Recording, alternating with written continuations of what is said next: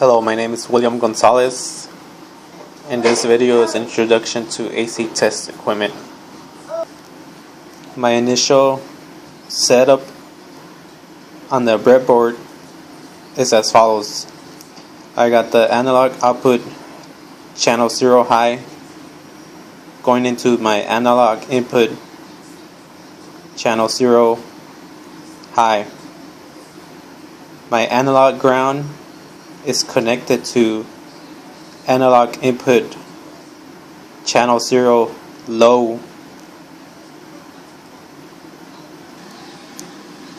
Once I have my breadboard set up and my DAC connected to the computer, I can open up an Elvis MX instrument launcher, click on FGen, which is function generator, and scope, which is my oscilloscope.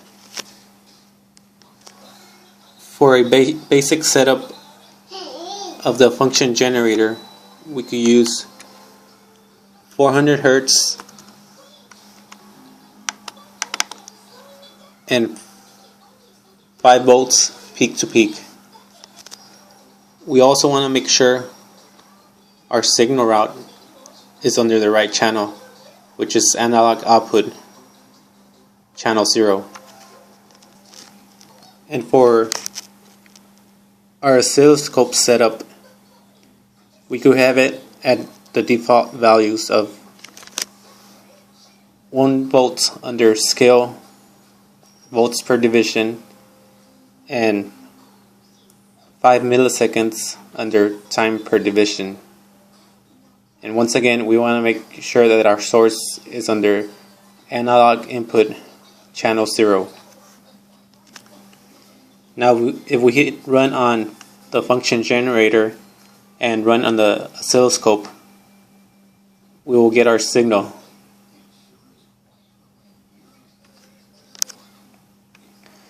We can play around with the oscilloscope to adjust our display the way we want it.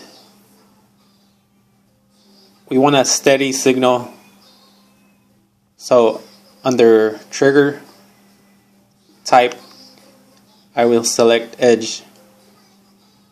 It freezes the signal, and we can make our adjustments accordingly. So we will adjust 1 volt to go to 500 millivolts, or we could select 200 millivolts. Selecting 200 millivolts generates a signal outside our display. Therefore, we could either use 500 millivolts or a 1 volt scale.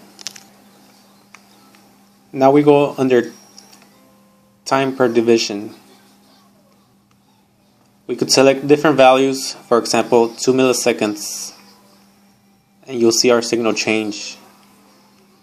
We could go to 20 microseconds, and as you can see, the signal is not available, or it's waiting for a signal. This signal is outside our display, so it's not useful. If we go under 500 microseconds, you can see that our signal is a complete cycle, or one period.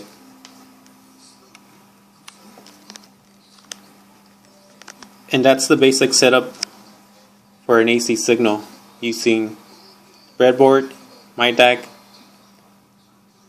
and Elvis MX instrument launcher, the function generator, and the oscilloscope.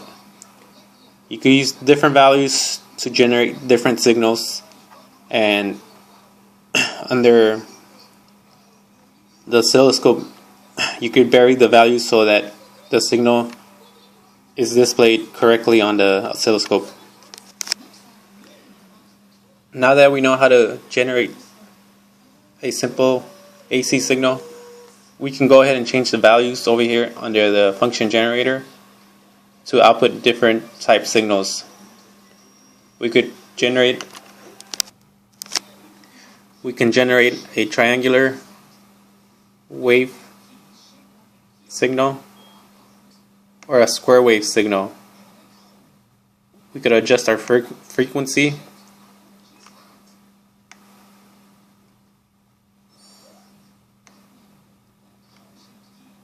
and our amplitude.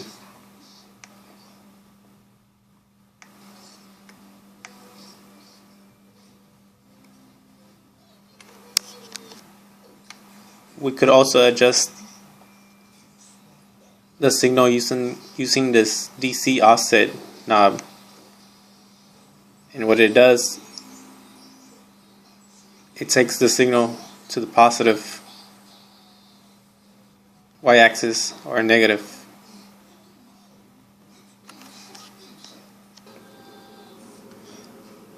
For the next example, I'm going to use a RC circuit to produce a signal. I'm going to use a 1 kilo ohm resistor and a 0.1 microfarad capacitor. On the breadboard, I have my output generating the signal, going through the resistor, out to the capacitor, and into ground. This yellow wire is going to grab and input the signal into my DAC so that we could display it on our oscilloscope. So now that I have my circuit complete on the breadboard, now I could generate a signal through the function generator and display it on the oscilloscope. For this signal, we are using a 2 volts peak to peak with 10 Hz signal. On the oscilloscope, you could see the square wave signal, which we have selected under the function generator. Under volts per division, I have 1 volt, and time per division 20 milliseconds. And my trigger, I have selected edge. Now if we vary the frequency to 100 Hertz, you could see the change in the signal. So let's adjust the signal so we could see one cycle.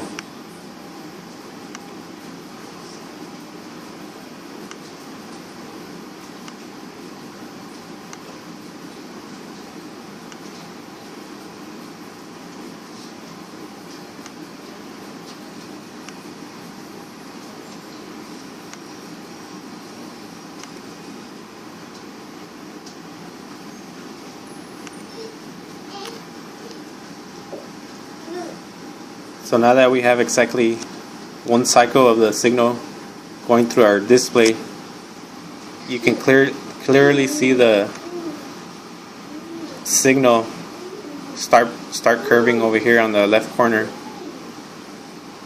and bending inwards on the right side. For my volts per division, I have 500 millivolts, and time per division 2 milliseconds. Now if we adjust our frequency once again to 10K Hertz,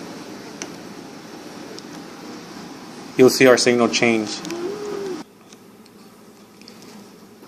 I had set to change our Hertz to 10,000 kHz, but instead let's do 1000 kHz first, and after making adjustments to volts per division of 500 millivolts and time per division of 500 microseconds, you have two cycles going through this display. After making one more adjustment to the time per division using 200 microseconds. You could see the signal clearly, one cycle. This signal almost looks like a shark's fin or a sawtooth signal. And now if we increase our frequency to 10,000 kilohertz,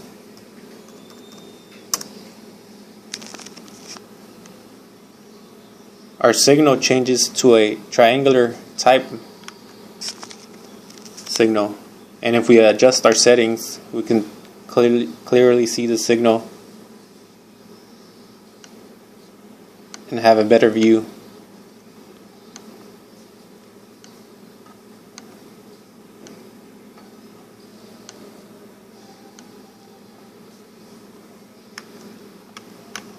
So for volts per division, I have 100 millivolts, and under time per division, I'm using 20 microseconds.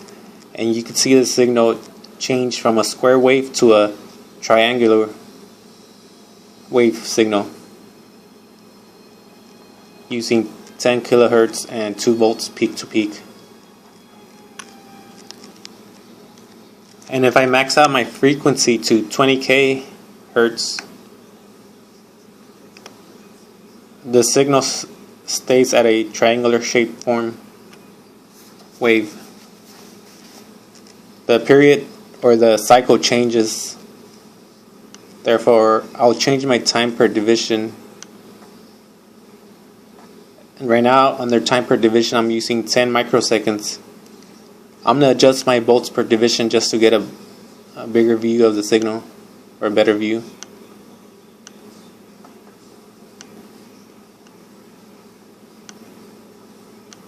Uh, 20 millivolts for volts per division.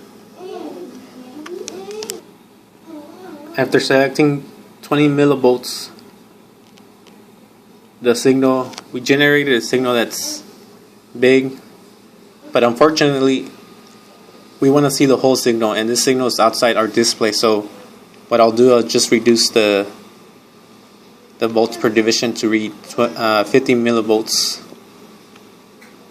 and there's our signal, almost the same as a 10 kilohertz signal. I hope this helped. I hope